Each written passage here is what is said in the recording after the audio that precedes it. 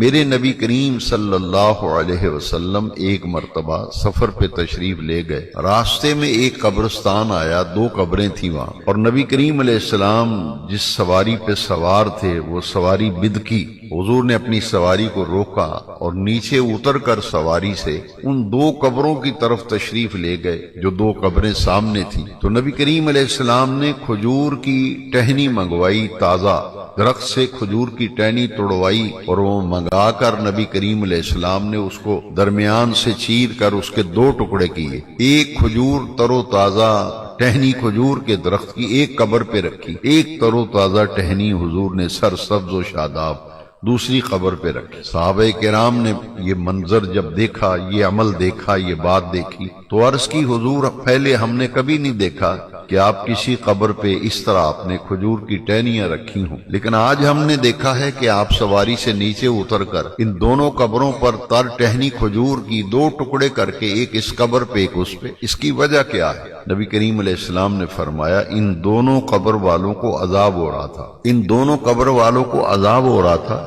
یہ میں نے کھجور کی تر ٹہنی ان دونوں قبروں پر 2 ٹکڑے کر کے ایک ایک ٹکڑا اس لیے رکھا ہے کہ ہر ترش ہے اللہ کی تسبیح بیان کرتی ہے، ہر ترش ہے اللہ کی تسبیح بیان کرتی ہے، یہ تر ٹہنیاں میں نے اس لیے رکھی ہیں، یہ جب تک تر و تازہ رہیں گی، ہری بھری رہیں گی، یہ اللہ کی تسبیح بیان کریں گی، اور تسبیح کا فائدہ دونوں قبر والوں کو ہوگا اور اللہ تعالیٰ ان کے عذاب میں تخفیف کر دے گا، اس لیے میں نے کھجور کی 2 ٹہنیاں رکھی۔ اب ہمیں نہیں پتا قبر، روزانہ قبرستان کے قریب سے ہم موٹر سائیکل بھگا کے گزر جاتے ہیں، مجھے نہیں پتا، آپ کو نہیں پتا، لیکن حضور نے دیکھا کہ دونوں قبر والوں کو عذاب ہو رہا ہے۔ یہی نہیں دیکھا بلکہ حضور نے یہ بھی بتلایا کہ ایک قبر والے کو کیوں عذاب ہو رہا ہے اور دوسرے قبر والے کو کیوں عذاب ہو رہا ہے۔ حضور نے فرمایا ایک قبر والا جو ہے جب پیشاب کرتا تھا تو احتیاط نہیں کرتا تھا، پیشاب کے قطرے جو ہیں اس کے بدن پر گرتے تھے، کپڑوں پر گرتے تھے، وہ پاکیزگی، طہارت و صفائی کا خیال نہیں رکھتا تھا، اس لیے اس کو عذاب ہو رہا ہے۔ اور دوسری قبر والے کو اس لیے عذاب ہو رہا ہے کہ وہ لوگوں کی غیبت کرتا تھا، گلے کرتا تھا، لوگوں کی پیٹھ پیچھے ان کی برائیاں کرتا تھا، بدخوئیاں کرتا تھا، دوسرے کو اس لیے عذاب ہو رہا ہے۔ اور دونوں قبروں پر